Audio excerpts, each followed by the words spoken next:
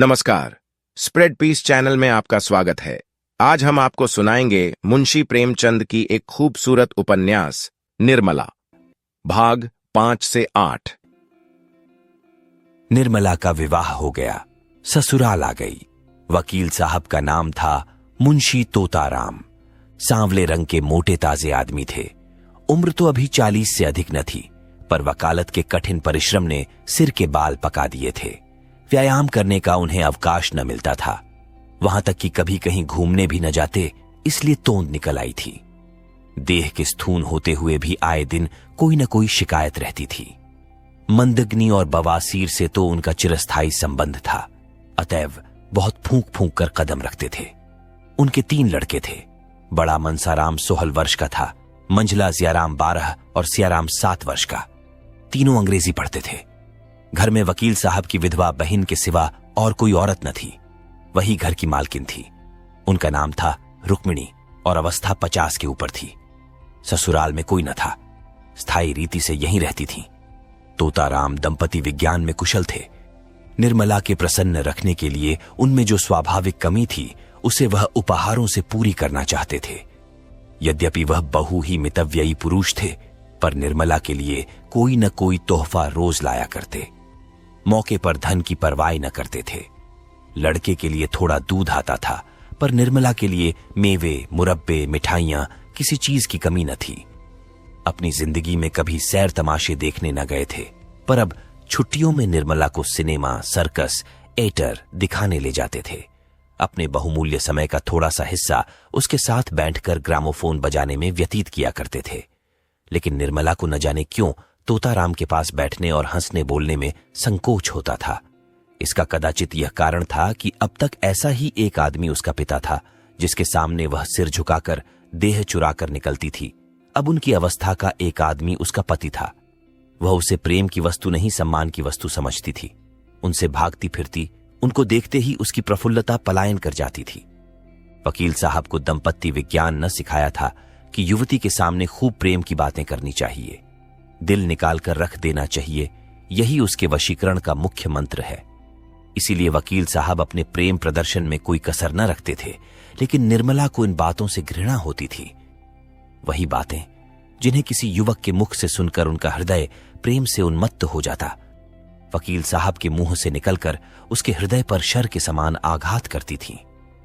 उनमें रस न था, उल्लास न था, उन्माद न था, हृदय न था, केवल बनावट थी, खोखा था और शुष्क नीरस शब्दाडंबर।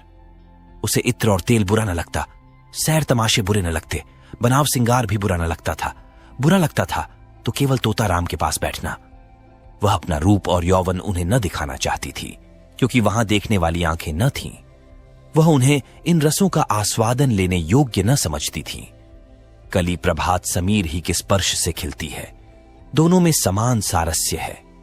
निर्मला के लिए वह प्रभात समीर कहां था। पहला महीना गुजरते ही तोताराम ने निर्मला को अपना खजांची बना लिया। कचहरी से आकर दिन भर की कमाई उसे दे देते। उनका ख्याल था कि निर्मला इन रुपयों को देखकर फूली न समाएगी। निर्मला बड़े शौक से इस पद का काम अंजाम देती। एक एक पैसे का हिसाब लिखती। अगर कभी रुपये कम मिलते तो पूछती, आज कम क्यों है। गृहस्थी के संबंध में उनसे खूब बातें करती। इन्हीं बातों के लायक वह उनको समझती थी। ज्यों ही कोई विनोद की बात उनके मुंह से निकल जाती, उसका मुख लिन हो जाता था। निर्मला जब वस्त्राभूषणों से अलंकृत होकर आईने के सामने खड़ी होती और उसमें अपने सौंदर्य की सुषमापूर्ण आभा देखती, तो उसका हृदय एक सतृष्ण कामना से तड़प उठता था। उस वक्त उसके हृदय में एक ज्वाला सी उठती। मन में आता, इस घर में आग लगा दूं। अपनी माता पर क्रोध आता, पर सबसे अधिक क्रोध बेचारे निरपराध तोताराम पर आता। वह सदैव इस ताप से जला करती। बांका सवार लद्रदू टट्टू पर सवार होना कब पसंद करेगा, चाहे उसे पैदल ही क्यों न चलना पड़े। निर्मला की दशा उसी बांके सवार की सी थी। वह उस पर सवार होकर उड़ना चाहती थी, उस उल्लासमयी विद्युत गति का आनंद उठाना चाहती थी। टट्टू के हिनहिनाने और कनौतियां खड़ी करने से क्या आशा होती। संभव था कि बच्चों के साथ हंसने खेलने से वह अपनी दशा को थोड़ी देर के लिए भूल जाती, कुछ मनहरा हो जाता। लेकिन रुक्मिणी देवी लड़कों को उसके पास फटकने तक न देती, मानो वह कोई पिशाचिनी है जो उन्हें निगल जाएगी। रुक्मिणी देवी का स्वभाव सारे संसार से निराला था। यह पता लगाना कठिन था कि वह किस बात से खुश होती थी और किस बात से नाराज। एक बार जिस बात से खुश हो जाती थी, दूसरी बार उसी बात से जल जाती थी। अगर निर्मला अपने कमरे में बैठी रहती तो कहती कि न जाने कहां की मनहूसिन है। अगर वह कोठे पर चढ़ जाती या महरियों से बातें करती तो छाती पीटने लगती, न लाज है न शर्म, निगोड़ी ने हया भून खाई। अब क्या कुछ दिनों में बाजार में नाचेगी। जब से वकील साहब ने निर्मला के हाथ में रुपये पैसे देने शुरू किए, रुक्मिणी उसकी आलोचना करने पर आरूढ़ हो गई। उन्हें मालूम होता था कि अब प्रलय होने में बहुत थोड़ी कसर रह गई है। लड़कों को बार बार पैसों की जरूरत पड़ती। जब तक खुद स्वामिनी थीं, उन्हें बहला दिया करती थीं। अब सीधे निर्मला के पास भेज देती। निर्मला को लड़कों के चटोरापन अच्छा न लगता था। कभी कभी पैसे देने से इनकार कर देती। रुक्मिणी को अपने वागबाण सर करने का अवसर मिल जाता। अब तो मालकिन हुई है, लड़के काहे को जिएंगे। बिना मां के बच्चे को कौन पूछे। रुपयों की मिठाइयां खा जाते थे, अब धेले धेले को तरसते हैं। निर्मला अगर चिढ़कर किसी दिन बिना कुछ पूछे ताछे पैसे दे देती तो देवी जी उसकी दूसरी ही आलोचना करती। इन्हें क्या, लड़के मरे या जिए, इनकी बला से। मां के बिना कौन समझाए कि बेटा बहुत मिठाइयां मत खाओ, आई गई तो मेरे सिर जाएगी। इन्हें क्या। यहीं तक होता तो निर्मला शायद जब्त कर जाती, पर देवी जी तो खुफिया पुलिस से सिपाही की भांति निर्मला का पीछा करती रहती थी। अगर वह कोठे पर खड़ी है तो अवश्य ही किसी पर निगाह डाल रही होगी। महरी से बातें करती है तो अवश्य ही उनकी निंदा करती होगी। बाजार से कुछ मंगवाती है तो अवश्य कोई विलास वस्तु होगी। ये बराबर उसके पत्र पढ़ने की चेष्टा किया करती, छिप छिप कर बातें सुना करती। निर्मला उनकी दोधरी तलवार से कांपती रहती थी। यहां तक कि उसने एक दिन पति से कहा, आप जरा जीजी को समझा दीजिए, क्यों मेरे पीछे पड़ रहती हैं। तोताराम ने तेज होकर कहा, तुम्हें कुछ कहा है क्या? रोज ही कहती हैं, बात मुंह से निकालना मुश्किल है। अगर उन्हें इस बात की जलन हो कि यह मालकिन क्यों बनी हुई है तो आप उन्हीं को रुपये पैसे दीजिए, मुझे न चाहिए। यही मालकिन बनी रहे। मैं तो केवल इतना चाहती हूं कि कोई मुझे ताने महने न दिया करे। ये कहते कहते निर्मला की आंखों से आंसू बहने लगे। तोताराम को अपना प्रेम दिखाने का यह बहुत ही अच्छा मौका मिला। बोले, मैं आज ही उनकी खबर लूंगा, साफ कह दूंगा, मुंह बंद करके रहना है तो रहो, नहीं तो अपनी राह लो। इस घर की स्वामिनी वह नहीं है, तुम हो। वह केवल तुम्हारी सहायता के लिए है। अगर सहायता करने के बदले तुम्हें दिक करती है तो उनके यहां रहने की जरूरत नहीं। मैंने सोचा था कि विधवा हैं, अनाथ हैं, पाव भर आटा खाएंगी, पड़ी रहेंगी। जब और नौकर चाकर खा रहे हैं तो वह तो अपनी बहन ही है। लड़कों की देखभाल के लिए एक औरत की जरूरत भी थी, रख लिया। लेकिन इसके यह माने नहीं कि वह तुम्हारे ऊपर शासन करें। निर्मला ने फिर कहा, लड़कों को सिखा देती हैं कि जाकर मां से पैसे मांगे, कभी कुछ कभी कुछ। लड़के आकर मेरी जान खाते हैं, घड़ी भर लेटना मुश्किल हो जाता है। डांटती हूं तो वह आंखें लाल पीली करके दौड़ती हैं। मुझे समझती हैं कि लड़कों को देखकर जलती है। ईश्वर जानते होंगे कि मैं बच्चों को कितना प्यार करती हूं। आखिर मेरे ही बच्चे तो हैं, मुझे उनसे क्यों जलन होने लगी। तोताराम क्रोध से कांप उठे। बोल, तुम्हें जो लड़का दिख करे उसे पीट दिया करो। मैं भी देखता हूं कि लौंडे शरीर हो गए हैं। मनसाराम को तो मैं बोर्डिंग हाउस में भेज दूंगा, बाकी दोनों को तो आज ही ठीक किए देता हूं। उस वक्त तोताराम कचहरी जा रहे थे।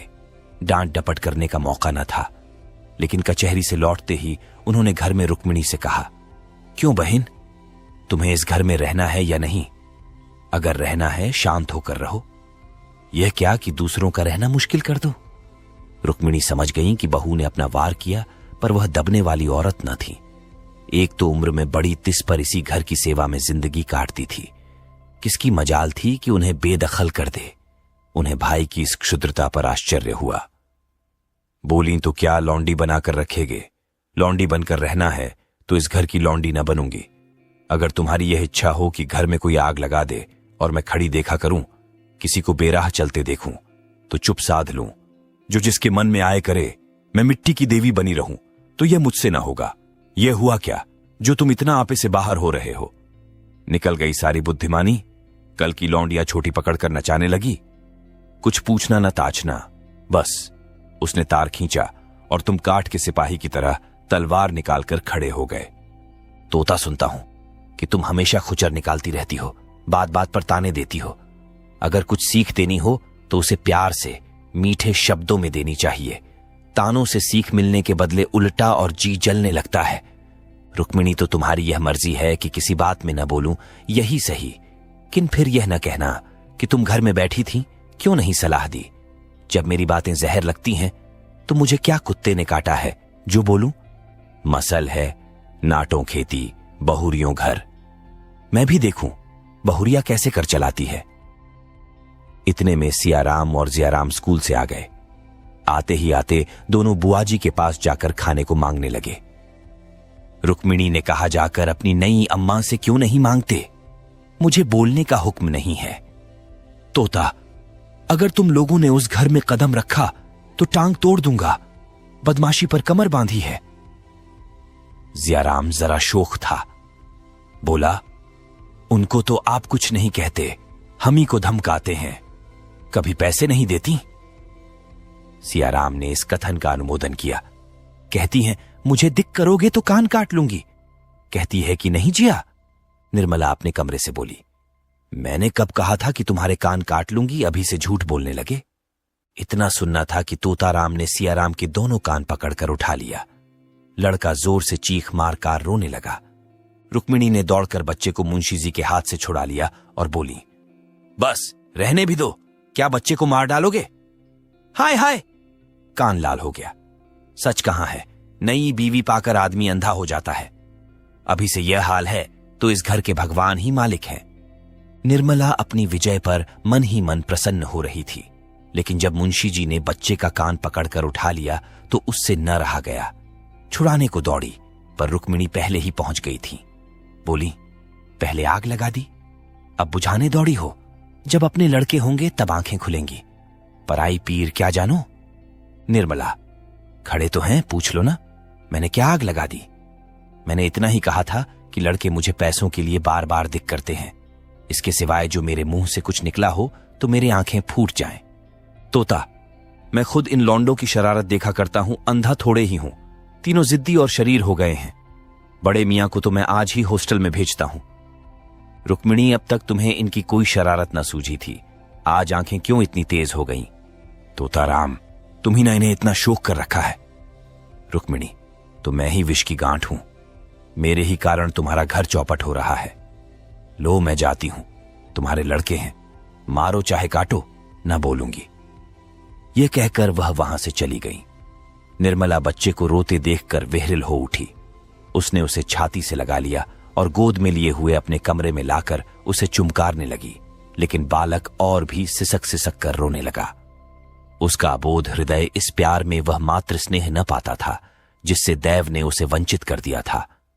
यह वात्सल्य न था, केवल दया थी। यह वह वस्तु थी जिस पर उसका कोई अधिकार न था, जो केवल भिक्षा के रूप में उसे दी जा रही थी। पिता ने पहले भी 2-1 बार मारा था जब उसकी मां जीवित थी, लेकिन तब उसकी मां उसे छाती से लगाकर रोती न थी। वह अप्रसन्न होकर उससे बोलना छोड़ देती, यहां तक कि वह स्वयं थोड़ी ही देर के बाद कुछ भूलकर फिर माता के पास दौड़ा जाता था। शरारत के लिए सजा पाना तो उसकी समझ में आता था, लेकिन मार खाने पार चुमकारा जाना उसकी समझ में न आता था। मातृ प्रेम में कठोरता होती थी, लेकिन मृदुलता से मिली हुई। इस प्रेम में करुणा थी, पर वह कठोरता न थी जो आत्मीयता का गुप्त संदेश है। स्वस्थ अंग की पारवाह कौन करता है, लेकिन वही अंग जब किसी वेदना से टपकने लगता है तो उसे ठेस और घक्के से बचाने का यत्न किया जाता है। निर्मला का करुण रोदन बालक को उसके अनाथ होने की सूचना दे रहा था। वह बड़ी देर तक निर्मला की गोद में बैठा रोता रहा और रोते रोते सो गया। निर्मला ने उसे चारपाई पर सुलाना चाहा तो बालक ने सुषुप्तावस्था में अपनी दोनों कोमल बाहें उसकी गर्दन में डाल दी और ऐसा चिपट गया मानो नीचे कोई गढ़ा हो। शंका और भय से उसका मुख विकृत हो गया। निर्मला ने फिर बालक को गोद में उठा लिया, चारपाई पर न सुला सकी। इस समय बालक को गोद में लिए हुए उसे वह तुष्टि हो रही थी जो अब तक कभी न हुई थी। आज पहली बार उसे आत्मवेदना हुई, जिसके न आंख नहीं खुलती, अपना कर्तव्य मार्ग नहीं समझता। वह मार्ग अब दिखाई देने लगा। उस दिन अपने प्रगाढ़ प्रणय का सबल प्रमाण देने के बाद मुंशी तोताराम को आशा हुई थी कि निर्मला के मर्म स्थल पर मेरा सिक्का जम जाएगा, लेकिन उनकी यह आशा लेश मात्र भी पूरी न हुई, बल्कि पहले तो वह कभी कभी उनसे हंसकर बोला भी करती थी। अब बच्चों ही के लालन पालन में व्यस्त रहने लगी। जब घर आते बच्चों को उसके पास बैठे पाते, कभी देखते कि उन्हें ला रही है, कभी कपड़े पहना रही है, कभी कोई खेल खेला रही है और कभी कोई कहानी कह रही है। निर्मला का त्रिषित हृदय प्रणय की ओर से निराश होकर इस अवलंब ही को गनीमत समझने लगा। बच्चों के साथ हंसने बोलने में उसकी मात्र कल्पना तृप्त होती थी। पति के साथ हंसने बोलने में उसे जो संकोच, जो अरुचि तथा जो अनिच्छा होती थी, यहां तक कि वह उठकर भाग जाना चाहती, उसके बदले बालकों के सच्चे सरल स्नेह से चित्त प्रसन्न हो जाता था। पहले मनसाराम उसके पास आते हुए झिझकता था, लेकिन मानसिक विकास में 5 साल छोटा। हॉकी और फुटबॉल ही उसका संसार, उसकी कल्पनाओं का मुक्त क्षेत्र तथा उसकी कामनाओं का हरा भरा बाग था। इकहरे बदन का छरहरा, सुंदर, हंसमुख, लज्जशील बालक था, जिसका घर से केवल भोजन का नाता था। बाकी सारे दिन न जाने कहां घूमा करता। निर्मला उसके मुंह से खेल की बातें सुनकर थोड़ी देर के लिए अपनी चिंताओं को भूल जाती और चाहती थी एक बार फिर वही दिन आ जाते जब वह गुड़िया खेलती और उसके ब्याह रचाया करती थी, और जिसे अभी थोड़े बहुत ही थोड़े दिन गुजरे थे। मुंशी तोताराम अन्य एकांत सेवी मनुष्यों की भांति विषयी जीव थे। कुछ दिनों तो वह निर्मला को सैर तमाशे दिखाते रहे, लेकिन जब देखा कि इसका कुछ फल नहीं होता तो फिर एकांत सेवन करने लगे।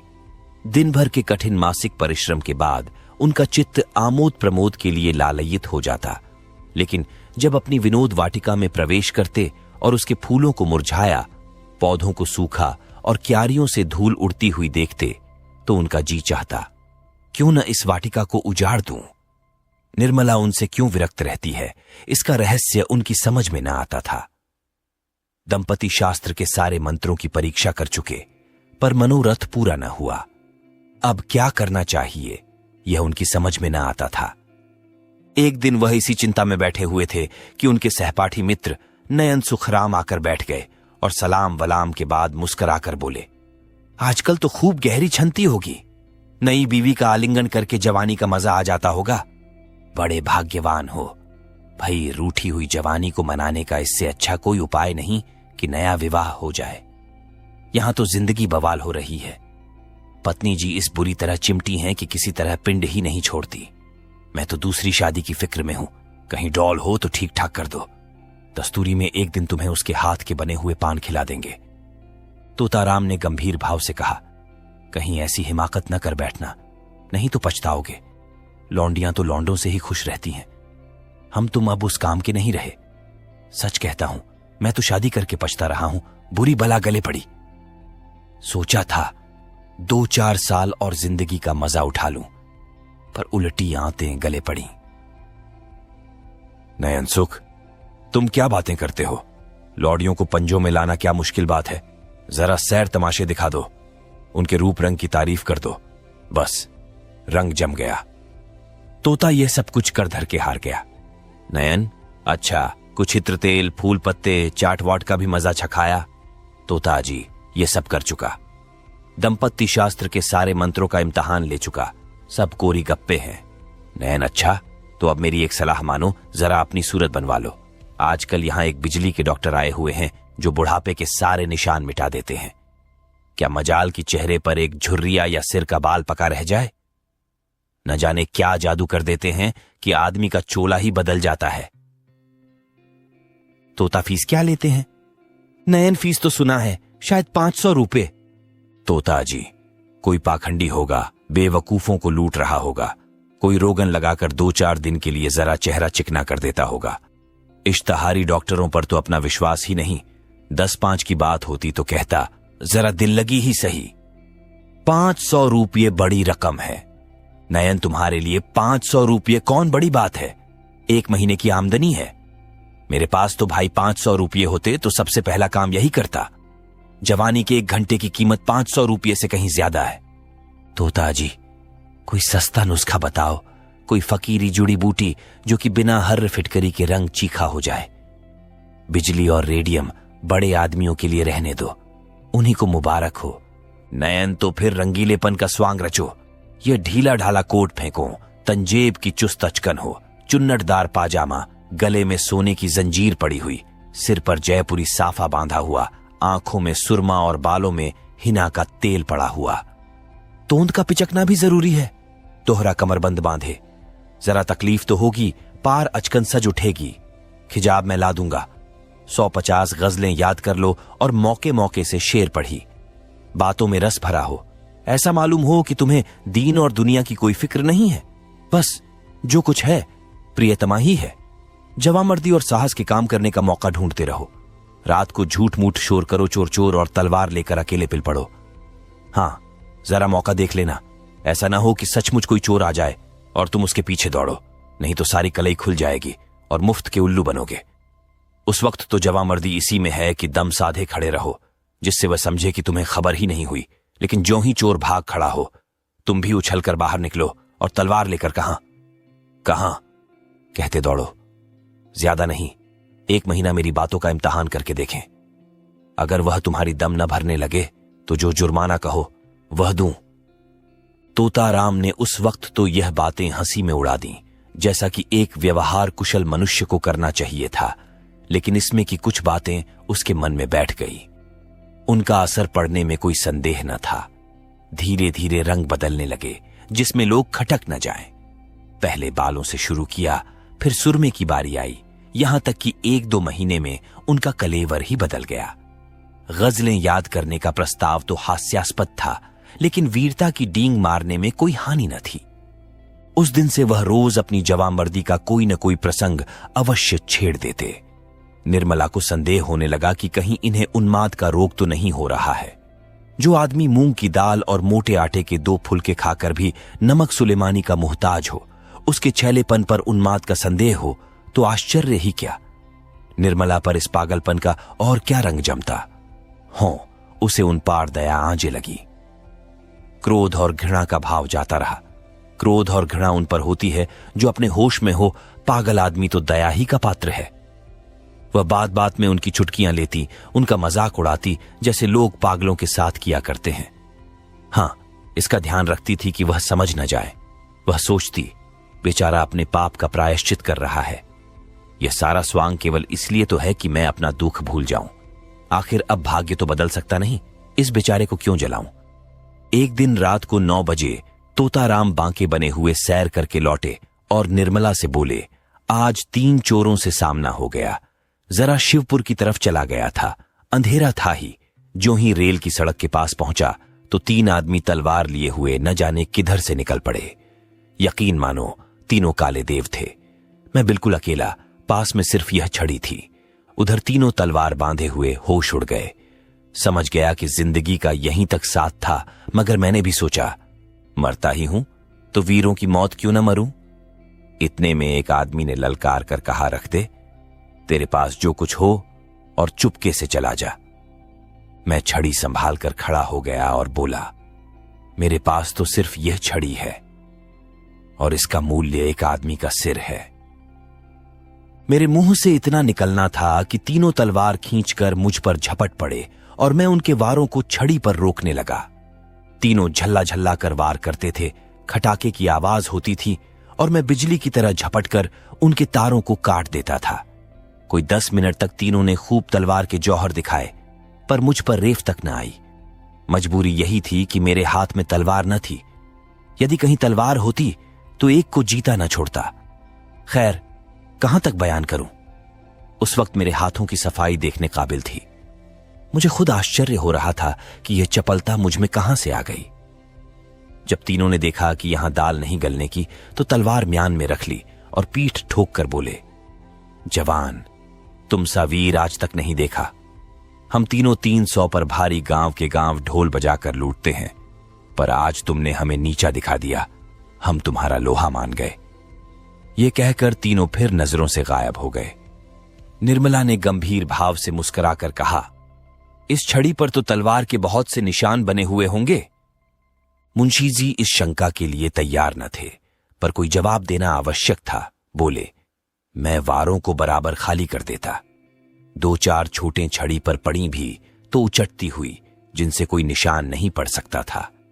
अभी उनके मुंह से पूरी बात भी न निकली थी कि सहसा रुक्मिणी देवी बदहवास दौड़ती हुई आईं और हाँफते हुए बोली, तोता है कि नहीं? मेरे कमरे में सांप निकल आया है, मेरी चारपाई के नीचे बैठा हुआ है। मैं उठकर भागी। मुआ कोई 2 गज का होगा, फन निकाले फुफकार रहा है। जरा चलो तो डंडा लेते चलना। तोताराम के चेहरे का रंग उड़ गया, मुंह पर हवाइयां छुटने लगीं, मगर मन के भावों को छिपाकर बोले, सांप यहां कहां? तुम्हें धोखा हुआ होगा, कोई रस्सी होगी। रुक्मिणी, अरे मैंने अपनी आंखों देखा है, जरा चलकर देख लो ना। हैं, मर्द होकर डरते हो? मुंशी जी घर से तो निकले, लेकिन बरामदे में फिर ठिठक गए। उनके पांव ही न उठते थे, कलेजा धड़ धड़ कर रहा था। सांप बड़ा क्रोधी जानवर है, कहीं काट ले तो मुफ्त में प्राण से हाथ धोना पड़े। बोले, डरता नहीं हूं, सांप ही तो है, शेर तो नहीं, मगर सांप पर लाठी नहीं असर करती। जाकर किसी को भेजूं, किसी के घर से भाला लाए। यह कहकर मुंशी जी लपके हुए बाहर चले गए। मनसाराम बैठा खाना खा रहा था। मुंशी जी तो बाहर चले गए। इधर वह खाना छोड़ अपनी हॉकी का डंडा हाथ में ले कमरे में घुस ही तो पड़ा और तुरंत चारपाई खींच ली। सांप मस्त था, भागने के बदले फन निकालकर खड़ा हो गया। मनसाराम ने छटपट चारपाई की चादर उठाकर सांप के ऊपर फेंक दी और ताबड़तोड़ 3-4 डंडे कसकर जमाए। सांप चादर के अंदर तड़प कर रह गया। तब उसे डंडे पर उठाए हुए बाहर चला। मुंशी जी कई आदमियों को साथ लिए चले आ रहे थे। मनसाराम को सांप लटकाए आते देखा तो सहसा उनके मुंह से चीख निकल पड़ी, मगर फिर संभल गए और बोले, मैं तो आ ही रहा था, तुमने क्यों जल्दी की? दे दो, कोई फेंक आए। ये कहकर बहादुरी के साथ रुक्मिणी के कमरे के द्वार पर जाकर खड़े हो गए और कमरे को खूब देखभाल कर मूंछों पर ताव देते हुए निर्मला के पास जाकर बोले, मैं जब तक आऊं जाऊं। मनसाराम ने मार डाला। बेसमझ लड़का डंडा लेकर दौड़ पड़ा। सांप हमेशा भाले से मारना चाहिए, यही तो लड़कों में ऐब है। मैंने ऐसे ऐसे कितने सांप मारे हैं, सांप को खिला खिलाकर मारता हूं, कितनों ही को मुट्ठी से पकड़कर मसल दिया है। रुक्मिणी ने कहा, जाओ भी, देख ली तुम्हारी मर्दानगी। मुंशी जी झेंप कर बोले, अच्छा जाओ, मैं डरपोक ही सही, तुमसे कुछ इनाम तो नहीं मांग रहा हूं।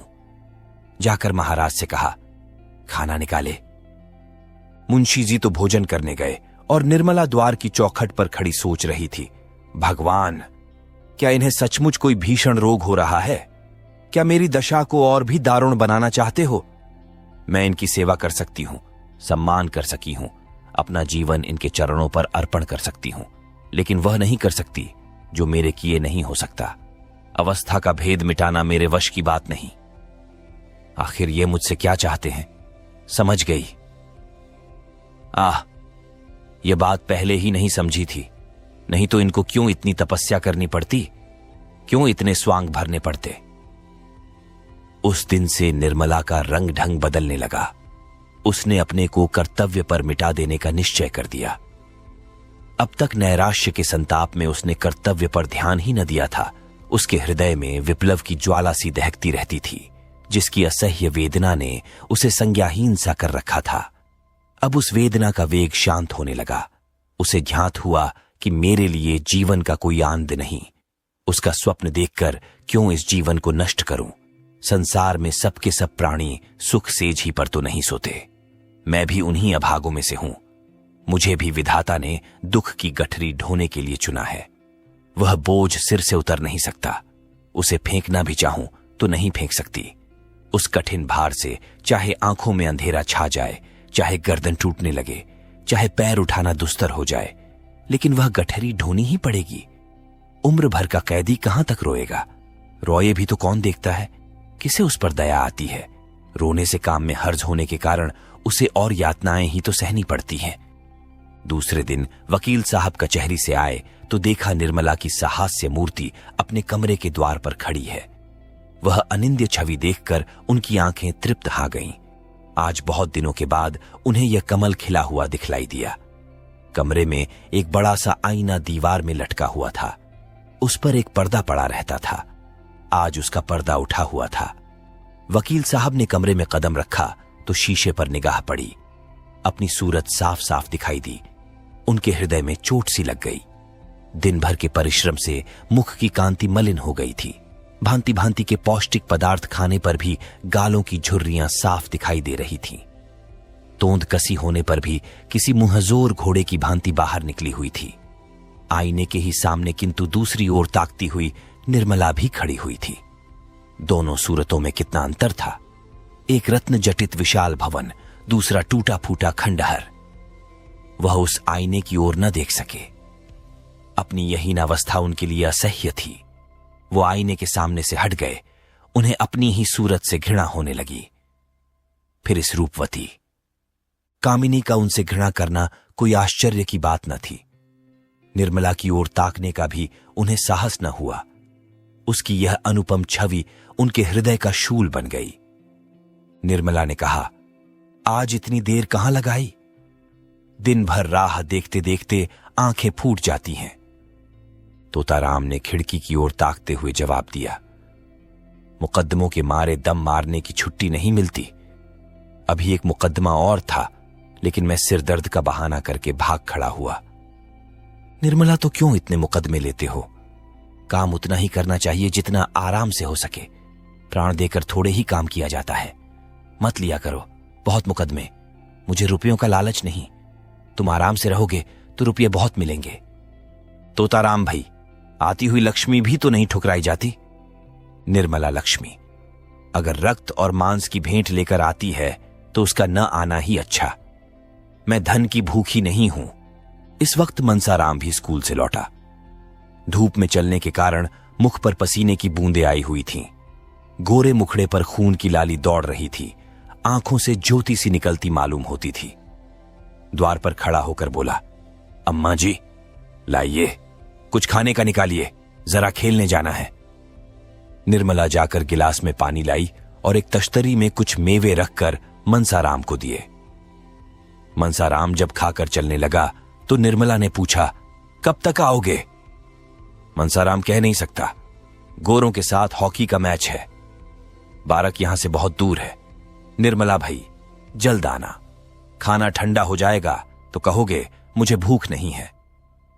मनसाराम ने निर्मला की ओर सरल स्नेह भाव से देखकर कहा, मुझे देर हो जाए तो समझ लीजिएगा, वहीं खा रहा हूं।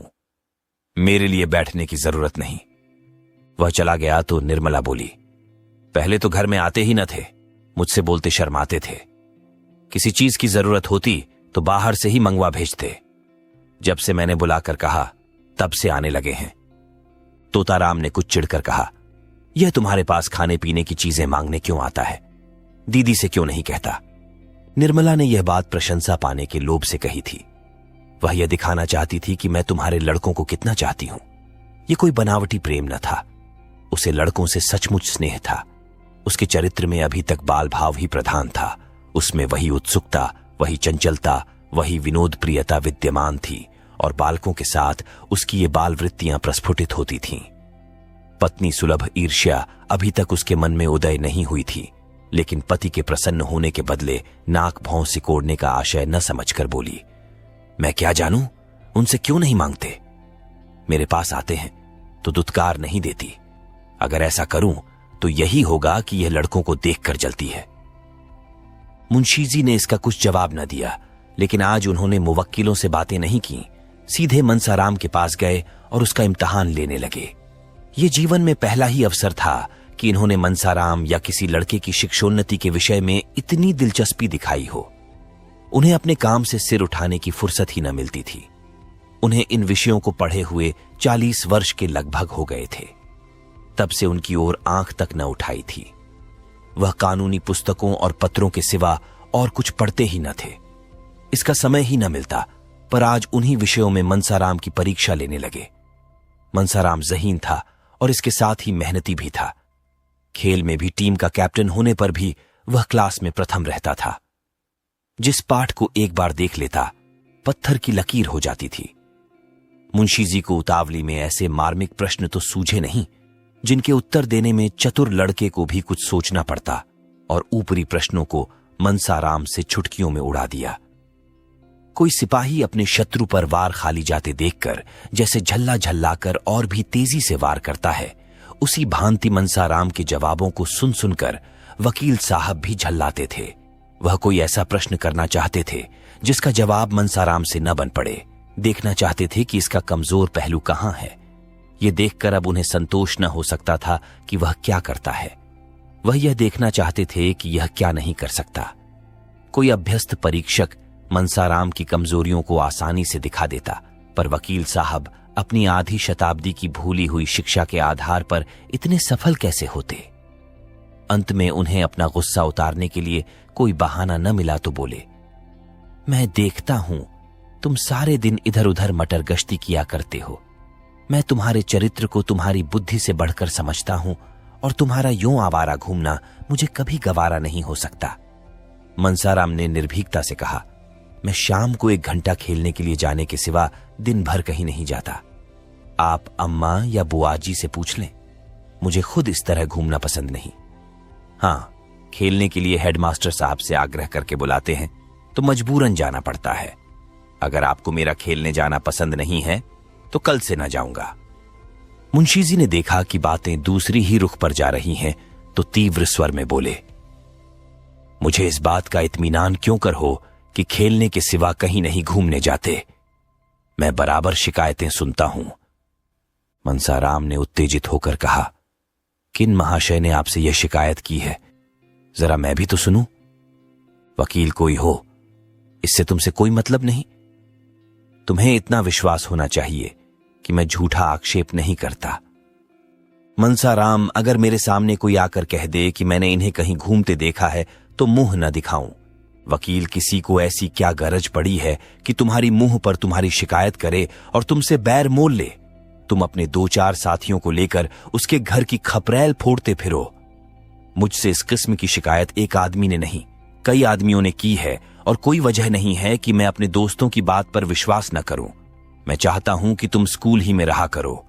मनसाराम ने मुंह गिराकर कहा, मुझे वहां रहने में कोई आपत्ति नहीं है, जब से कहिए चला जाऊं। वकील, तुमने मुंह क्यों लटका लिया? क्या वहां रहना अच्छा नहीं लगता? ऐसा मालूम होता है मानो वहां जाने के भय से तुम्हारी नानी मरी जा रही है। आखिर बात क्या है? वहां तुम्हें क्या तकलीफ होगी? मनसाराम छात्रालय में रहने के लिए उत्सुक नहीं था, लेकिन जब मुंशी जी ने यही बात कह दी और इसका कारण पूछा, सो वह अपनी जेंप मिटाने के लिए प्रसन्न चित्त होकर बोला, मुंह क्यों लटकाऊं? मेरे लिए जैसे बोर्डिंग हाउस, तकलीफ भी कोई नहीं, और हो भी तो उसे सह सकता हूं। मैं कल से चला जाऊंगा। हां, अगर जगह न खाली हुई तो मजबूरी है। मुंशी जी वकील थे, समझ गए कि ये लौंडा कोई ऐसा बहाना ढूंढ रहा है जिसमें मुझे वहां जाना भी न पड़े और कोई इल्जाम भी सिर पर न आए। बोले, सब लड़कों के लिए जगह है, तुम्हारे ही लिए जगह न होगी? मनसाराम, कितने ही लड़कों को जगह नहीं मिली और वे बाहर किराए के मकानों में पड़े हुए हैं। अभी बोर्डिंग हाउस में एक लड़के का नाम कट गया था तो 50 अर्जियां उस जगह के लिए आई थीं। वकील साहब ने ज्यादा तर्क वितर्क करना उचित नहीं समझा। मनसाराम को कल तैयार रहने की आज्ञा देकर अपनी बग्घी तैयार कराई और सैर करने चल गए। इधर कुछ दिनों से वह शाम को प्राय सैर करने चले जाया करते थे। किसी अनुभवी प्राणी ने बतलाया था कि दीर्घ जीवन के लिए इससे बढ़कर कोई मंत्र नहीं है। उनके जाने के बाद मनसाराम आकर रुक्मिणी से बोला, बुआ जी, बाबूजी ने मुझे कल से स्कूल में रहने को कहा है। रुक्मिणी ने विस्मित होकर पूछा, क्यों? मनसाराम, मैं क्या जानूं। कहने लगे कि तुम यहां आवारों की तरह इधर उधर फिरा करते हो। रुक्मिणी, तूने कहा नहीं कि मैं कहीं नहीं जाता। मनसाराम, कहा क्यों नहीं, मगर वह जब माने भी। रुक्मिणी, तुम्हारी नई अम्मा जी की कृपा होगी और क्या। मनसाराम, नहीं बुआ जी, मुझे उन पर संदेह नहीं है, वह बेचारी भूल से कभी कुछ नहीं कहती। कोई चीज मांगने जाता हूं तो तुरंत उठाकर दे देती है। रुक्मिणी, तू ये त्रिया चरित्र क्या जाने, ये उन्हीं की लगाई हुई आग है। देख, मैं जाकर पूछती हूं। रुक्मिणी झल्लाई हुई निर्मला के पास जा पहुंची। उसे आड़े हाथों लेने का, कांटों में घसीटने का, तानों से छेदने का, रुलाने का सुअवसर वह हाथ से न जाने देती थी। निर्मला उनका आदर करती थी, उनसे दबती थी, उनकी बातों का जवाब तक न देती थी। वह चाहती थी कि यह सिखावन की बातें कहे, जहां मैं भूलूं वहां सुधारे, सब कामों की देख रेख करती रहे, पर रुक्मिणी उससे तनी ही रहती थी। निर्मला चारपाई से उठकर बोली, आइए दीदी, बैठिए। रुक्मिणी ने खड़े खड़े कहा, मैं पूछती हूं, क्या तुम सबको घर से निकालकर अकेले ही रहना चाहती हो? निर्मला ने कातर भाव से कहा, क्या हुआ दीदी जी? मैंने तो किसी से कुछ नहीं कहा। रुक्मिणी मनसाराम को घर से निकाले देती हो, तिस पर कहती हो, मैंने तो किसी से कुछ नहीं कहा। क्या तुमसे इतना भी देखा नहीं जाता? निर्मला दीदी जी, तुम्हारे चरणों को छूकर कहती हूं, मुझे कुछ नहीं मालूम। मेरी आंखें फूट जाएं अगर उसके विषय में मुंह तक खोला हो। रुक्मिणी क्यों व्यर्थ कस्में खाती हो? अब तक तोताराम कभी लड़के से नहीं बोलते थे। एक हफ्ते के लिए मनसाराम ननिहाल चला गया था तो इतने घबराए कि खुद जाकर लिवा लाए। अब इसी मनसाराम को घर से निकालकर स्कूल में रखे देते हैं। अगर लड़के का बाल भी बांका हुआ तो तुम जानोगी। वह कभी बाहर नहीं रहा, उसे न खाने की सुध रहती है, न पहनने की। जहां बैठता वहीं सो जाता है। कहने को तो जवान हो गया, पर स्वभाव बालकों सा है। स्कूल में उसकी मरण हो जाएगी। वहां किसे फिक्र है कि इसने खोया या नहीं, कहां कपड़े उतारे, कहां सो रहा है। जब घर में कोई पूछने वाला नहीं तो बाहर कौन पूछेगा? मैंने तुम्हें चेता दिया, आगे तुम जानो, तुम्हारा काम जाने। यह कहकर रुक्मिणी वहां से चली गई। वकील साहब सैर करके लौटे तो निर्मला ने तुरंत यह विषय छेड़ दिया। मनसाराम से वह आजकल थोड़ी अंग्रेजी पढ़ती थी। उसके चले जाने पर फिर उसके पढ़ने का हरज न होगा। दूसरा कौन पढ़ाएगा? वकील साहब को अब तक यह बात न मालूम थी। निर्मला ने सोचा था कि जब कुछ अभ्यास हो जाएगा तो वकील साहब को एक दिन अंग्रेजी में बातें करके चकित कर दूंगी। कुछ थोड़ा सा ज्ञान तो उसे अपने भाइयों से ही हो गया था। अब वह नियमित रूप से पढ़ रही थी। वकील साहब की छाती पर सांप सा लौट गया। त्योरियां बदलकर बोले, वे कब से पढ़ा रहा है तुम्हें? मुझसे तुमने कभी नहीं कहा। निर्मला ने उनका यह रूप केवल एक बार देखा था, जब उन्होंने सियाराम को मारते मारते बेदम कर दिया था। वही रूप और भी विकराल बनकर आज उसे फिर दिखाई दिया। सहमति हुई, बोली, उनके पढ़ने में तो इससे कोई हरज नहीं होता। मैं उसी वक्त उनसे पढ़ती हूं जब उन्हें फुर्सत रहती है। पूछ लेती हूं कि तुम्हारा हरज होता हो तो जाओ। बहुधा जब वह खेलने जाने लगते हैं तो 10 मिनट के लिए रोक लेती हूं। मैं खुद चाहती हूं कि उनका नुकसान न हो। बात कुछ न थी, मगर वकील साहब हताश से होकर चारपाई पर गिर पड़े और माथे पर हाथ रखकर चिंता में मग्न हो गए। उन्होंने जितना समझा था, बात उससे कहीं अधिक बढ़ गई थी। उन्हें अपने ऊपर क्रोध आया कि मैंने पहले ही क्यों न इस लौंडे को बाहर रखने का प्रबंध किया। आजकल जो यह महारानी इतनी खुश दिखाई देती है, इसका रहस्य अब समझ में आया। पहले कभी कमरा इतना सजा सजाया न रहता था, बनाव चुनाव भी न करती थी, पर अब देखता हूं काया पलट सी हो गई है। जी में तो आया कि इसी वक्त चलकर मनसाराम को निकाल दें, लेकिन प्रौढ़ बुद्धि ने समझाया कि इस अवसर पर क्रोध की जरूरत नहीं। कहीं इसने भांप लिया तो गजब ही हो जाएगा। हां, जरा इसके मनोभावों को टटोलना चाहिए।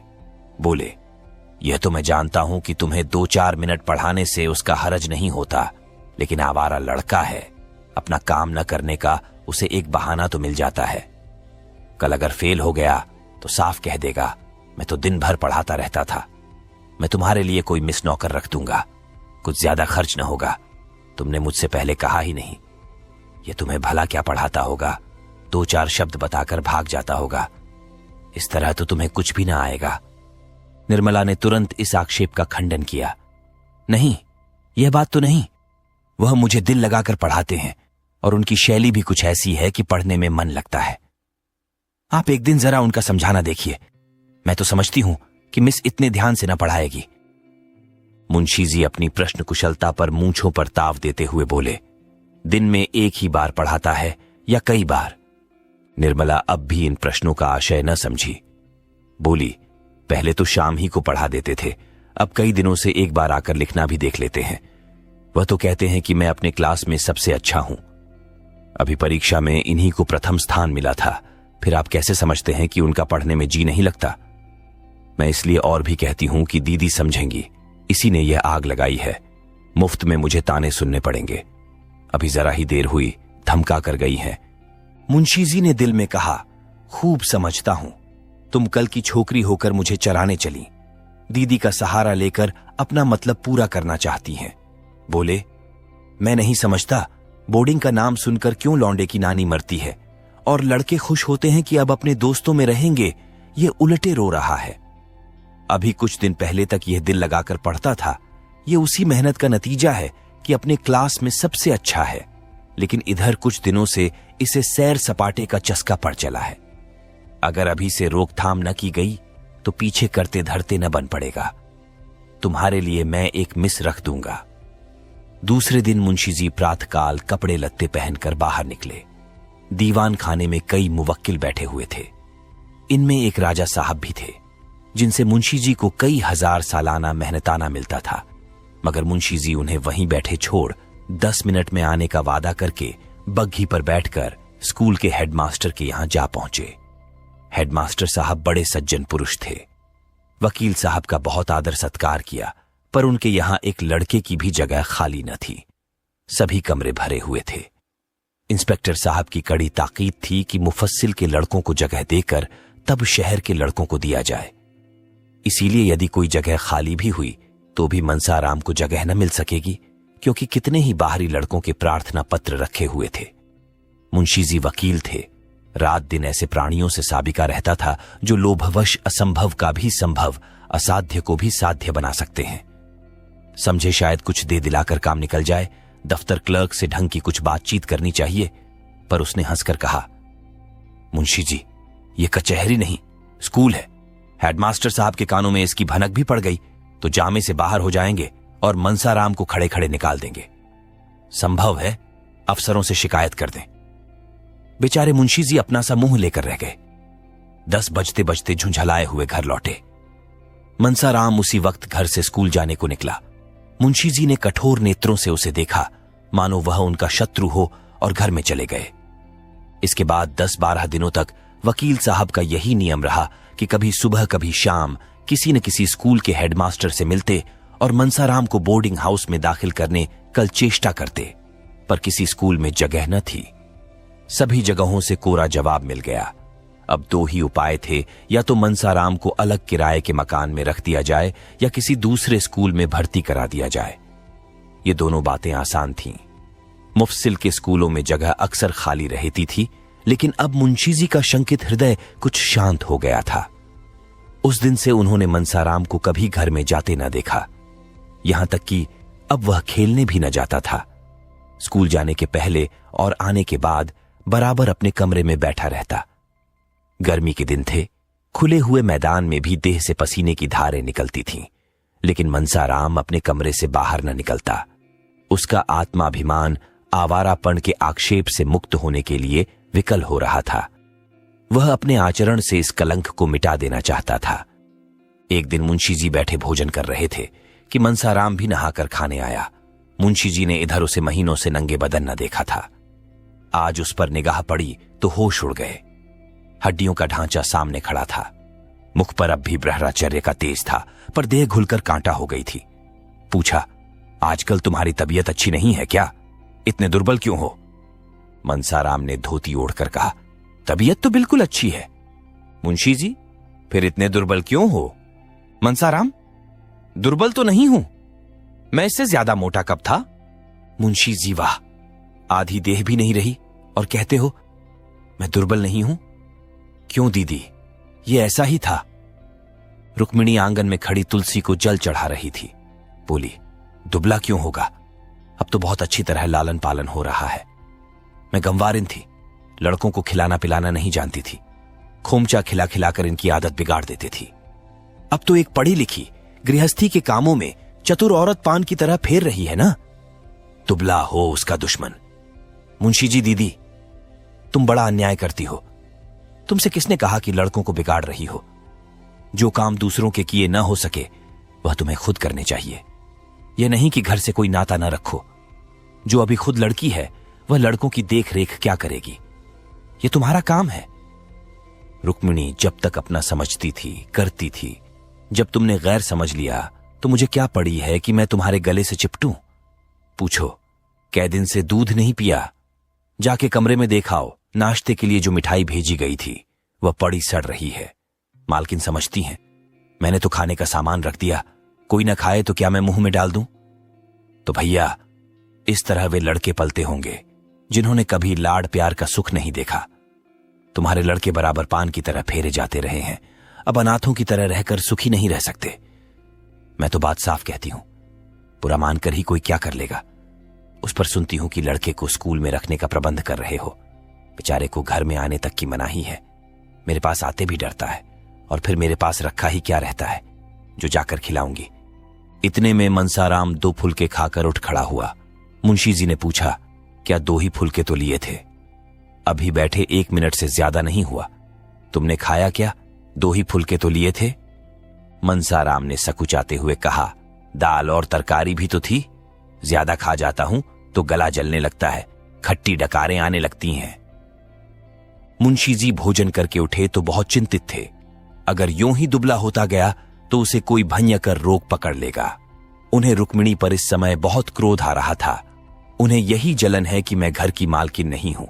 ये नहीं समझती कि मुझे घर की मालकिन बनने का क्या अधिकार है। जिसे रुपया का हिसाब तक नहीं आता, वह घर की स्वामिनी कैसे हो सकती है? बनी तो थी साल भर तक मालकिन, 1 पाई की बचत न होती थी। इस आमदनी में रूपकला 200-250 रुपये बचा लेती थी। इनके राज में वही आमदनी खर्च को भी पूरी न पड़ती थी। कोई बात नहीं, लाड प्यार ने इन लड़कों को चौपट कर दिया। इतने बड़े बड़े लड़कों को इसकी क्या जरूरत कि जब कोई खिलाए तो खाएं। इन्हें तो खुद अपनी फिक्र करनी चाहिए। मुंशी जी दिन भर उसी उधेड़ बुन में पड़े रहे। 2-4 मित्रों से भी जिक्र किया। लोगों ने कहा, उसके खेल कूद में बाधा न डालिए, अभी से उसे कैद न कीजिए। खुली हवा में चरित्र के भ्रष्ट होने की उससे कम संभावना है जितना बंद कमरे में। कुसंगत से जरूर बचाइए, मगर यह नहीं कि उसे घर से निकलने ही न दीजिए। युवावस्था में एकांतवास चरित्र के लिए बहुत ही हानिकारक है। मुंशी जी को अब अपनी गलती मालूम हुई। घर लौटकर मनसाराम के पास गए। वह अभी स्कूल से आया था और बिना कपड़े उतारे एक किताब सामने खोलकर सामने खिड़की की ओर ताक रहा था। उसकी दृष्टि एक भिखारिन पर लगी हुई थी जो अपने बालक को गोद में लिए भिक्षा मांग रही थी। बालक माता की गोद में बैठा ऐसा प्रसन्न था मानो वह किसी राज सिंहासन पर बैठा हो। मनसाराम उस बालक को देखकर रो पड़ा। ये बालक क्या मुझसे अधिक सुखी नहीं है? इस अनंत विश्व में ऐसी कौन सी वस्तु है जिसे वह इस गोद के बदले पाकर प्रसन्न हो? ईश्वर भी ऐसी वस्तु की सृष्टि नहीं कर सकते। ईश्वर ऐसे बालकों को जन्म ही क्यों देते हो जिनके भाग्य में मातृवियोग का दुख भोगना पड़ा? आज मुझसा अभागा संसार में और कौन है? किसे मेरे खाने पीने की, मरने जीने की सुध है? अगर मैं आज मर भी जाऊं तो किसके दिल को चोट लगेगी? पिता को अब मुझे रुलाने में मजा आता है। वह मेरी सूरत भी नहीं देखना चाहते। मुझे घर से निकाल देने की तैयारियां हो रही हैं। आह माता, तुम्हारा लाडला बेटा आज आवारा कहां जा रहा है? वही पिताजी जिनके हाथ में तुमने हम तीनों भाइयों के हाथ पकड़ाए थे, आज मुझे आवारा और बदमाश कह रहे हैं। मैं इस योग्य भी नहीं कि इस घर में रह सकूं। ये सोचते सोचते मनसाराम अपार वेदना से फूट फूट कर रोने लगा। उसी समय तोताराम कमरे में आकर खड़े हो गए। मनसाराम ने छटपट आंसू पोंछ डाले और सिर झुकाकर खड़ा हो गया। मुंशी जी ने शायद ये पहली बार उसके कमरे में कदम रखा था। मनसाराम का दिल धड़-धड़ करने लगा कि देखें आज क्या आफत आती है। मुंशी जी ने उसे रोते देखा तो एक क्षण के लिए उनका वात्सल्य घेर निद्रा से चौंक पड़ा। घबरा कर बोले, क्यों रोते क्यों हो बेटा? किसी ने कुछ कहा है?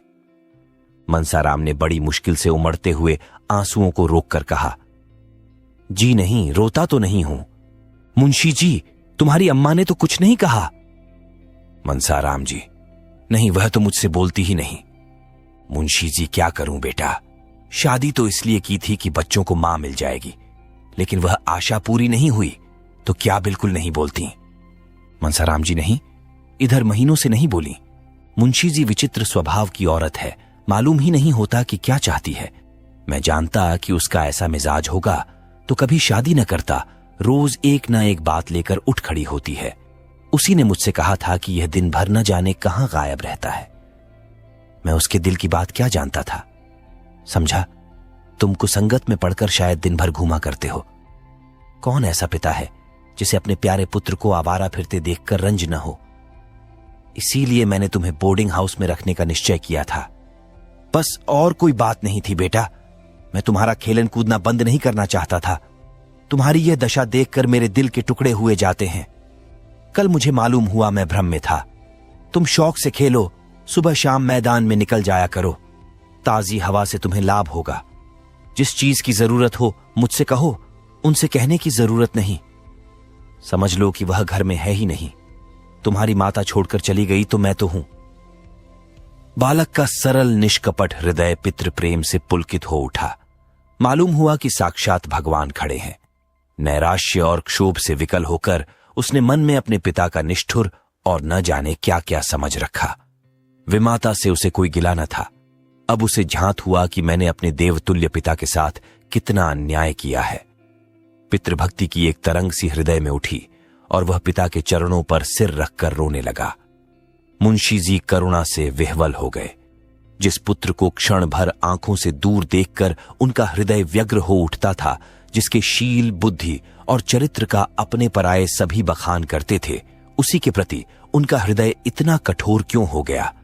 वह अपने ही प्रिय पुत्र को शत्रु समझने लगे, उसको निर्वासन देने को तैयार हो गए।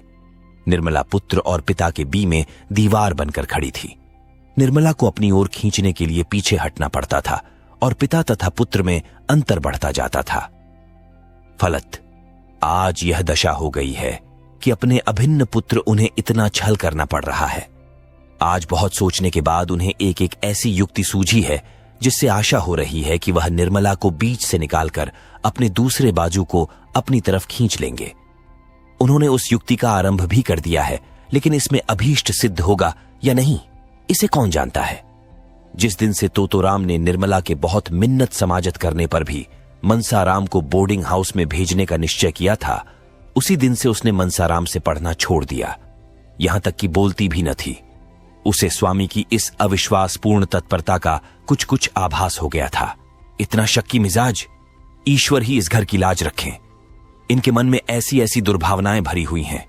मुझे यह इतनी गई गुजरी समझते हैं। ये बातें सोच सोचकर वह कई दिन रोती रही। तब उसने सोचना शुरू किया, इन्हें क्या ऐसा संदेह हो रहा है? मुझ में ऐसी कौन सी बात है जो इनकी आंखों में खटकती है? बहुत सोचने पर भी उसे अपने में कोई ऐसी बात नजर ना आई। तो क्या उसका मनसाराम से पढ़ना, उससे हंसना बोलना ही इनके संदेह का कारण है? तो फिर मैं पढ़ना छोड़ दूंगी। भूलकर भी मनसाराम से न बोलूंगी, उसकी सूरत न देखूंगी। लेकिन यह तपस्या उसे असाध्य जान पड़ती थी। मनसाराम से हंसने बोलने में उसकी विलासिनी कल्पना उत्तेजित भी होती थी और तृप्त भी। उसे बातें करते हुए उसे अपार सुख का अनुभव होता था, जिसे वह शब्दों में प्रकट न कर सकती थी। कुवासना की उसके मन में छाया भी न थी। वह स्वप्न में भी मनसाराम से कलुषित प्रेम करने की बात न सोच सकती थी। प्रत्येक प्राणी को अपने हमजोलियों के साथ हंसने बोलने की जो एक नैसर्गिक तृष्णा होती है, उसी की तृप्ति का यह एक अज्ञात साधन था। अब वह अतृप्त तृष्णा निर्मला के हृदय में दीपक की भांति जलने लगी। रह रहकर उसका मन किसी अज्ञात वेदना से विकल हो जाता। खोई हुई किसी अज्ञात वस्तु की खोज में इधर उधर घूमती फिरती, जहां बैठती वहां बैठी ही रह जाती, किसी काम में जी न लगता। हां, जब मुंशी जी आ जाते, वह अपनी सारी तृष्णाओं को नैराश्य में डुबाकर उनसे मुस्कुराकर इधर उधर की बातें करने लगती। कल जब मुंशी जी भोजन करके कचहरी चले गए तो रुक्मिणी ने निर्मला को खूब तानों से छेदा। जानती तो थी कि यहां बच्चों का पालन पोषण करना पड़ेगा, तो क्यों घर वालों से नहीं कह दिया कि वहां मेरा विवाह न करो। वहां जाती जहां पुरुष के सिवा और कोई न होता। वही यह बनाव चुनाव और छवि देखकर खुश होता, अपने भाग्य को सराहता। यहां बुढ़ा आदमी तुम्हारे रंग रूप हाव भाव पर क्या लट्टू होगा। इसने इन्हीं बालकों की सेवा करने के लिए तुमसे विवाह किया है, भोग विलास के लिए नहीं। वह बड़ी देर तक घाव पर नमक छिड़कती रही, पर निर्मला ने चूं तक न की। वह अपनी सफाई तो पेश करना चाहती थी, पर न कर सकती थी। अगर कहे कि मैं वही कर रही हूं जो मेरे स्वामी की इच्छा है, तो घर का भंडा फूटता है। अगर वह अपनी भूल स्वीकार करके उसका सुधार करती है, तो भय है कि उसका न जाने क्या परिणाम हो। वह यूं बड़ी स्पष्टवादिनी थी। सत्य कहने में उसे संकोच या भय न होता था, लेकिन इस नाजुक मौके पर उसे चुप्पी साधनी पड़ी। इसके सिवा दूसरा उपाय न था। वह देखती थी मनसाराम बहुत विरक्त और उदास रहता है। यह भी देखती थी कि वह दिन दिन दुर्बल होता जाता है, लेकिन उसकी वाणी और कर्म दोनों ही पर मोहर लगी हुई थी। चोर के घर चोरी हो जाने से उसकी जो दशा होती है, वही दशा इस समय निर्मला की हो रही थी। जब कोई बात हमारी आशा के विरुद्ध होती है, तभी दुख होता है। मनसाराम को निर्मला से कभी इस बात की आशा न थी कि वे उसकी शिकायत करेंगी, इसलिए उसे गौर वेदना हो रही थी। वह क्यों मेरी शिकायत करती है? क्या चाहती है? यही न कि वह मेरे पति की कमाई खाता है, इसके पढ़ान लिखाने में रुपए खर्च होते हैं, कपड़ा पहनता है। उनकी यही इच्छा होगी कि यह घर में न रहे। मेरे न रहने से उनके रुपये बच जाएंगे। वह मुझसे बहुत प्रसन्न चित्त रहती हैं। कभी मैंने उनके मुंह से कटु शब्द नहीं सुने। क्या यह सब कौशल है? हो सकता है। चिड़िया को जाल में फंसाने के पहले शिकारी दाने बिखेरता है। मैं नहीं जानता था कि दाने के नीचे जाल है। यह मातृ स्नेह केवल मेरे निर्वासन की भूमिका है। अच्छा, मेरा यहां रहना क्यों बुरा लगता है? जो उनका पति है, क्या वह मेरा पिता नहीं है? क्या पिता पुत्र का संबंध स्त्री पुरुष के संबंध से कुछ कम घनिष्ठ है? अगर मुझे उनके संपूर्ण आधिपत्य से ईर्ष्या नहीं होती, वह जो चाहे करे, मैं मुंह नहीं खोल सकता, तो वह मुझे एक अगुल भर भूमि भी देना नहीं चाहती। आप पक्के महल में रहकर क्यों मुझे वृक्ष की छाया में बैठा नहीं देख सकती? हाँ, वह समझती होंगी कि वह बड़ा होकर मेरे पति की संपत्ति का स्वामी हो जाएगा, इसलिए अभी से निकाल देना अच्छा है। उनको कैसे विश्वास दिलाऊं कि मेरी ओर से यह शंका न करें? उन्हें क्यों कर बताऊं कि मनसाराम विष खाकर प्राण दे देगा, इसके पहले कि उनका अहित कर। उसे चाहे कितनी ही कठिनाइयां सहनी पड़े, वह उनके हृदय का शूल न बनेगा। यूं तो पिताजी ने मुझे जन्म दिया है और अब भी मुझ पर उनका स्नेह कम नहीं है, लेकिन क्या मैं इतना भी नहीं जानता कि जिस दिन पिताजी ने उनसे विवाह किया, उसी दिन उन्होंने हमें अपने हृदय से बाहर निकाल दिया। अब हम अनाथों की भांति यहां पड़े रह सकते हैं। इस घर पर हमारा कोई अधिकार नहीं है। कदाचित पूर्व संस्कारों के कारण यहां अन्य अनाथों से हमारी दशा कुछ अच्छी है, पर हैं अनाथ ही। हम उसी दिन अनाथ हुए जिस दिन अम्मा जी परलोक से धारी। जो कुछ कसर रह गई थी, वह इस विवाह ने पूरी कर दी। मैं तो खुद पहले इनसे विशेष संबंध न रखता था।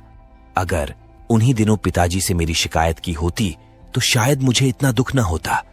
मैं तो उसे आघात के लिए तैयार बैठा था। संसार में क्या मैं मजदूरी भी नहीं कर सकता? लेकिन बुरे वक्त में इन्होंने चोट की। हिंसक पशु भी आदमी को गाफिल पाकर ही चोट करते हैं। इसीलिए मेरी आवभगत होती थी। खाना खाने के लिए उठने में जरा भी देर हो जाती थी तो बुलावे पर बुलावे आते थे। जलपान के लिए प्रात हलवा बनाया जाता था। बार बार पूछा जाता था, रुपयों की जरूरत तो नहीं है? इसीलिए वह 100 रुपयों की घड़ी मंगवाई थी। मगर क्या दूसरी शिकायत न सूझी? जो मुझे आवारा कहा, आखिर उन्होंने मेरी क्या आवारगी देखी? यह कह सकती थीं कि इसका मन पढ़ने लिखने में नहीं लगता, एक न एक चीज के लिए नित्य रुपये मांगता रहता है। यही एक बात उन्हें क्यों सूझी? शायद इसीलिए कि यही सबसे कठोर आघात है जो वह मुझ पर कर सकती है। पहली ही बार इन्होंने मुझे पर अग्निबाण चला दिया, जिससे कहीं शरण नहीं। इसीलिए न कि वह पिता की नजरों से गिर जाए।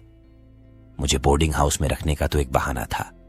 उद्देश्य यह था कि इसे दूध की मक्खी की तरह निकाल दिया जाए। 2-4 महीने के बाद खर्च वर्च देना बंद कर दिया जाए, फिर चाहे मरे या जिए। अगर मैं जानता कि यह प्रेरणा इनकी ओर से हुई है, तो कहीं जगह न रहने पर भी जगह निकाल लेता। नौकरों की कोठरियों में तो जगह मिल जाती, बरामदे में पड़े रहने के लिए बहुत जगह मिल जाती। खैर, अब सवेरा है। जब स्नेह नहीं रहा तो केवल पेट भरने के लिए यहां पड़े रहना बेहयाई है। यह अब मेरा घर नहीं। इसी घर में पैदा हुआ हूं, यही खेला हूं, पर यह अब मेरा नहीं। पिताजी भी मेरे पिता नहीं है। मैं उनका पुत्र हूं, पर वह मेरे पिता नहीं है। संसार के सारे नाते स्नेह के नाते हैं। जहां स्नेह नहीं, वहां कुछ नहीं। हाय अम्मा जी, तुम कहां हो? यह सोचकर मनसाराम रोने लगा। ज्यों ज्यों मातृ स्नेह की पूर्व स्मृतियां जागृत होती थीं, उसके आंसू उमड़ते आते थे। वह कई बार अम्मा अम्मा पुकार उठा, मानो वह खड़ी सुन रही है।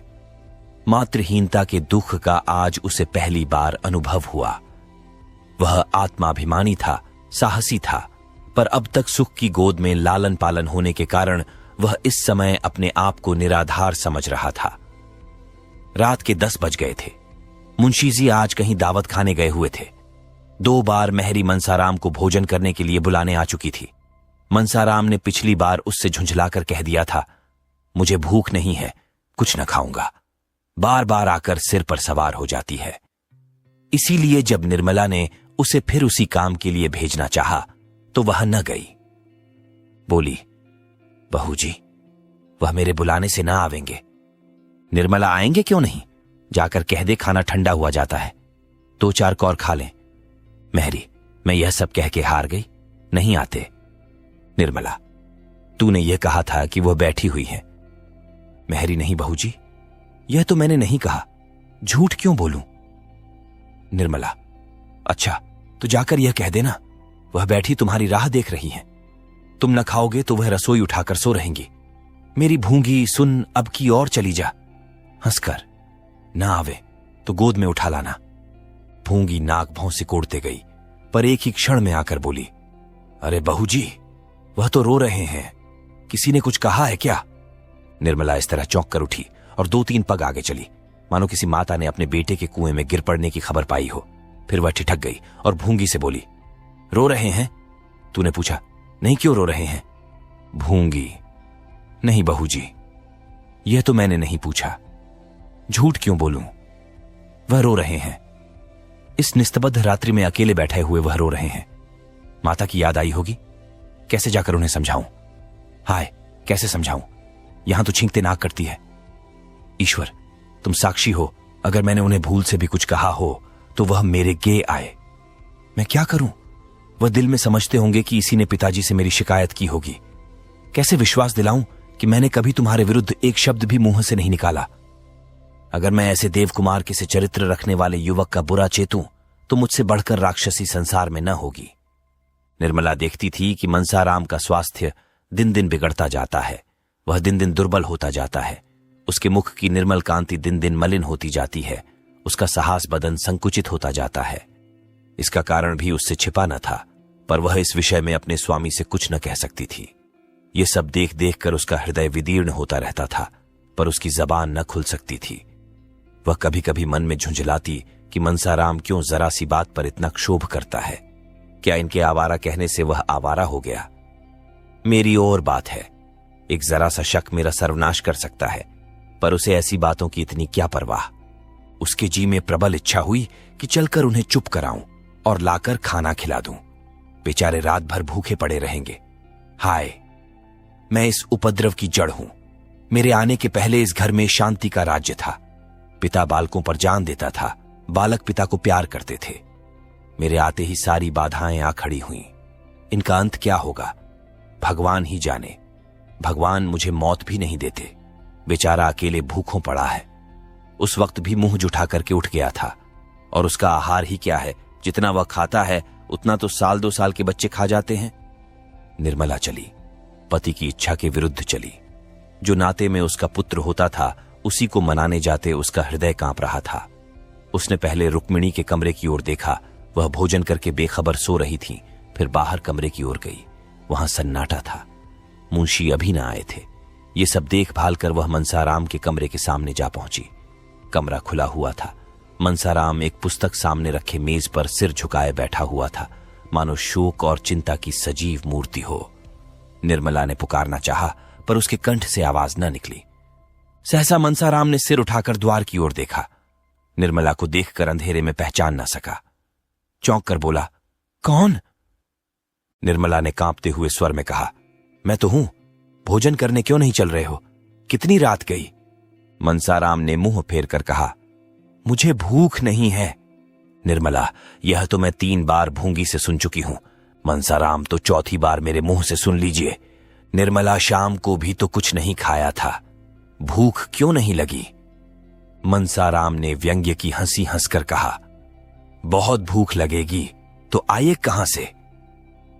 ये कहते कहते मनसाराम ने कमरे का द्वार बंद करना चाहा, लेकिन निर्मला किवाड़ों को हटाकर कमरे में चली आई और मनसाराम का हाथ पकड़ सजल नेत्रों से विनय मधुर स्वर में बोली, मेरे कहने से चलकर थोड़ा सा खा लो। तुम न खाओगे तो मैं भी जाकर सो रहूंगी। 2 ही कौर खा लेना। क्या मुझे रात भर भूखों मारना चाहते हो? मनसाराम सोच में पड़ गया। अभी भोजन नहीं किया, मेरे ही इंतजार में बैठी रहीं। यह स्नेह, वात्सल्य और विनय की देवी हैं या ईर्ष्या और अमंगल की मायाविनी मूर्ति? उसे अपनी माता का स्मरण हो आया। जब वह रुठ जाता था तो वे भी इसी तरह मनाने आ करती थीं, और जब तक वह न जाता था वहां से न उठती थीं। वह इस विनय को अस्वीकार न कर सका। बोला, मेरे लिए आपको इतना कष्ट हुआ, इसका मुझे खेद है। मैं जानता कि आप मेरे इंतजार में भूखी बैठी हैं तो तभी खा आया होता। निर्मला ने तिरस्कार भाव से कहा, यह तुम कैसे समझ सकते थे कि तुम भूखे रहोगे और मैं खाकर सो रहूंगी? क्या विमाता का नाता होने से ही मैं ऐसी स्वार्थिनी हो जाऊंगी? सहसा मर्दाने कमरे में मुंशी जी के खांसने की आवाज आई। ऐसा मालूम हुआ कि वह मनसाराम के कमरे की ओर आ रहे हैं। निर्मला के चेहरे का रंग उड़ गया। वह तुरंत कमरे से निकल गई और भीतर जाने का मौका न पाकर कठोर स्वर में बोली, मैं लौंडी नहीं हूं कि इतनी रात तक किसी के लिए रसोई के द्वार पर बैठी रहूं। जिसे न खाना हो वह पहले ही कह दिया करे। मुंशी जी ने निर्मला को वहां खड़े देखा। ये अनर्थ, ये यहां क्या करने आ गई? बोले, यहां क्या कर रही हो? निर्मला ने कर्कश स्वर में कहा, कर क्या रही हूं? अपने भाग्य को रो रही हूं। बस सारी बुराइयों की जड़ मैं ही हूं। कोई इधर रुठा है, कोई उधर मुंह फुलाए खड़ा है। किस किस को मनाऊं और कहां तक मनाऊं? मुंशी जी कुछ चकित होकर बोले, बात क्या है? निर्मला भोजन करने नहीं जाते और क्या बात है? 10 दफे मेहरी को भे, आखिर आप दौड़ी आई। इन्हें तो इतना कह देना आसान है, मुझे भूख नहीं है। यहां तो घर भर की लौंडी हूं, सारी दुनिया मुंह में कालिक पोतने को तैयार। किसी को भूख ना हो, पर कहने वालों को यह कहने से कौन रोकेगा कि पिशाचिनी किसी को खाना नहीं देती? मुंशी जी ने मनसाराम से कहा, खाना क्यों नहीं खा लेते जी? जानते हो क्या वक्त है? मनसाराम स्तंभित सा खड़ा था। उसके सामने एक ऐसा रहस्य हो रहा था जिसका मर्म वह कुछ भी न समझ सकता था। जिन नेत्रों में एक क्षण पहले विनय के आंसू भरे हुए थे, उनमें अकस्मात ईर्ष्या की ज्वाला कहां से आ गई? जिन अधरों से एक क्षण पहले सुधा वृष्टि हो रही थी, उनमें से विष प्रवाह क्यों होने लगा? उसी अर्ध चेतना की दशा में बोला, मुझे भूख नहीं है। मुंशी जी ने घुड़क कर कहा, क्यों भूख नहीं है? भूख नहीं थी तो शाम को क्यों न कहला दिया? तुम्हारी भूख के इंतजार में कौन सारी रात बैठा रहे? तुम्हें पहले तो यह आदत न थी, रुठना कब से सीख लिया? जाकर खा लो। मनसाराम जी नहीं, मुझे जरा भी भूख नहीं है। तोताराम ने दांत पीस कर कहा, अच्छी बात है, जब भूख लगे तब खाना। यह कहते हुए वह अंदर चले गए। निर्मला भी उनके पीछे ही चली गई। मुंशी जी तो लेटने चले गए। उसने जाकर रसोई उठा दी और कुल्लाकर पान खा मुस्कुराती हुई आ पहुंची। मुंशी जी ने पूछा, खाना खा लिया ना? निर्मला क्या करती, किसी के लिए अन्न जल छोड़ दूंगी? मुंशी जी, इसे न जाने क्या हो गया है, कुछ समझ में नहीं आता। दिन दिन घुलता चला जाता है, दिन भर उसी कमरे में पड़ा रहता है। निर्मला कुछ न बोली। वह चिंता के अपार सागर में डुबकियां खा रही थी। मनसाराम ने मेरे भाव परिवर्तन को देखकर दिल में क्या क्या समझा होगा। क्या उसके मन में यह प्रश्न उठा होगा कि पिताजी को देखते ही इसकी त्योरियां क्यों बदल गईं? इसका कारण भी क्या उसकी समझ में आ गया होगा? बेचारा खाने आ रहा था, तब तक ये महाशय न जाने कहां से फट पड़े। इस रहस्य को उसे कैसे समझाऊं? समझाना संभव भी है। मैं किस विपत्ति में फंस गई? सवेरे वह उठकर घर के काम धंधे में लगी। सहसा 9 बजे भूंगी ने आकर कहा, मनसा बाबू तो अपने कागज पत्तर सब इक्के पर लाद रहे हैं। भूंगी, मैंने पूछा तो बोले, अब स्कूल में ही रहूंगा। मनसाराम प्रातःकाल उठकर अपने स्कूल के हेडमास्टर साहब के पास गया था और अपने रहने का प्रबंध कराया था। हेडमास्टर साहब ने पहले तो कहा, यहां जगह नहीं है, तुमसे पहले के कितने ही लड़कों के प्रार्थना पत्र पड़े हुए हैं। लेकिन जब मनसाराम ने कहा, मुझे जगह न मिलेगी तो कदाचित मेरा पढ़ना न हो सके और मैं इम्तिहान में शरीक न हो सकूं, तो हेडमास्टर साहब को हार माननी पड़ी। मनसाराम के प्रथम श्रेणी में पास होने की आशा थी। अध्यापकों को विश्वास था कि वह उस शाला की कीर्ति को उज्जवल करेगा। हेडमास्टर साहब ऐसे लड़कों को कैसे छोड़ सकते थे? उन्होंने अपने दफ्तर का कमरा खाली करा दिया। इसीलिए मनसाराम वहां से आते ही अपना सामान इक्के पर लादने लगा। मुंशी जी ने कहा, अभी ऐसी क्या जल्दी है? 2-4 दिन में चले जाना। मैं चाहता हूं तुम्हारे लिए कोई अच्छा सा रसोइया ठीक कर दूं। मनसाराम वहां का रसोइया बहुत अच्छा भोजन पकाता है। मुंशी जी अपने स्वास्थ्य का ध्यान रखना, ऐसा न हो कि पढ़ने के पीछे स्वास्थ्य खो बैठो। मनसाराम वहां 9 बजे के बाद कोई पढ़ने नहीं पाता और सबको नियम के साथ खेलना पड़ता है। मुंशी जी बिस्तर क्यों छोड़ देते हो? सोओगे किस पर? मनसाराम कंबल लिए जाता हूं, बिस्तर जरूरत नहीं। मुंशी जी कहार, जब तक तुम्हारा सामान रख रहा है जाकर कुछ खा लो। रात भी तो कुछ नहीं खाया था। मनसाराम, वहीं खा लूंगा। रसोइये से भोजन बनाने को कह आया हूं, यहां खाने लगूंगा तो देर होगी। घर में जियाराम और सियाराम भी भाई के साथ जाने की जिद कर रहे थे। निर्मला उन दोनों के बहला रही थी, बेटा वहां छोटे नहीं रहते, सब काम अपने ही हाथ से करना पड़ता है। एकाएक रुक्मिणी ने आकर कहा, तुम्हारा वज्र का हृदय है महाराण। लड़के ने रात भी कुछ नहीं खाया, इस वक्त भी बिना खाए पिए चला जा रहा है और तुम लड़कों के लिए बातें कर रही हो। उसको तुम जानती नहीं हो। यह समझ लो कि वह स्कूल नहीं जा रहा है, बनवास ले रहा है, लौटकर फिर ना आएगा। ये उन लड़कों में नहीं है जो खेल में मार भूल जाते हैं। बात उसके दिल पर पत्थर की लकीर हो जाती है। निर्मला ने कातर स्वर में कहा, क्या करूं दीदी जी, वह किसी की सुनते ही नहीं। आप जरा जाकर बुला लें, आपके बुलाने से आ जाएंगे। रुक्मिणी, आखिर हुआ क्या जिस पर भागा जाता है? घर से उसका जी कब उछाट न होता था। उसे तो अपने घर के सिवा और कहीं अच्छा ही न लगता था। तुम्ही ने उसे कुछ कहा होगा या उसकी कुछ शिकायत की होगी। क्यों अपने लिए कांटे बो रही हो? रानी, घर को मिट्टी में मिलाकर चैन से न बैठने पाओगी। निर्मला ने रोकर कहा, मैंने उन्हें कुछ कहा हो तो मेरी जबान कट जाए। हां, सौतेली मां होने के कारण बदनाम तो हूं ही। आपके हाथ जोड़ती हूं, जरा जाकर उन्हें बुला लाइए। रुक्मिणी ने तीव्र स्वर में कहा, तुम क्यों नहीं बुला लाती? क्या छोटी हो जाओगी? अपना होता तो क्या इसी तरह बैठी रहती? निर्मला की दशा उस पंखहीन पक्षी की तरह हो रही थी जो सर्प को अपनी ओर आते देखकर उड़ना चाहता है, पर उड़ नहीं सकता, उछलता है और गिर पड़ता है, पंख फड़फड़ाकर रह जाता है। उसका हृदय अंदर ही अंदर तड़प रहा था, पर बाहर न जा सकती थी। इतने में दोनों लड़के आकर बोले, भैया जी चले गए। निर्मला मूर्तिवत खड़ी रही, मानो संज्ञाहीन हो गई हो। चले गए? घर में आए तक नहीं, मुझसे मिले तक नहीं चले गए। मुझसे इतनी घृणा, मैं उनकी कोई न सही। उनकी बुआ तो थी, उनसे तो मिलने आना चाहिए था। मैं यहां थी ना, अंदर कैसे कदम रखते? मैं देख लेती ना, इसीलिए चले गए। आप सुन रहे थे मुंशी प्रेमचंद की रोचक उपन्यास निर्मला।